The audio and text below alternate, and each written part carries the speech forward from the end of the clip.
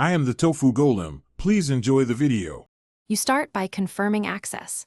Sign into the Google account linked to AI Studio and ensure the project has billing and APIs enabled.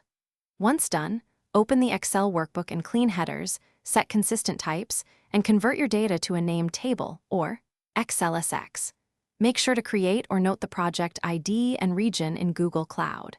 Then choose whether you'll use the AI Studio Web UI or the Google Cloud CLI. Pick the Web UI for faster first runs and a visual mapping experience.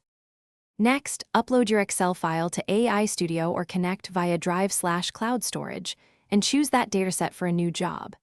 You will map columns to model inputs. Mark which column contains prompts, ID, or parameters, and set each field type explicitly so the model understands numbers versus text.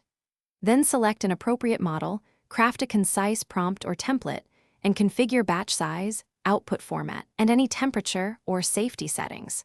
Make sure to preview a few sample rows to validate mapping before running the full job. Execute the job and watch the run in AI Studio. Once started, monitor progress and spot check outputs in the preview pane. After completion, export results back to Excel or cloud storage and merge them into your workbook. If outputs look off, iterate. Refine prompts, correct column types, or reduce batch size to respect input limits. Make sure to save iterations. Quick troubleshooting tip.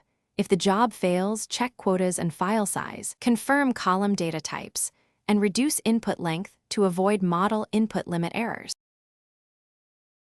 Thanks for watching. Consider subscribing if we helped you today.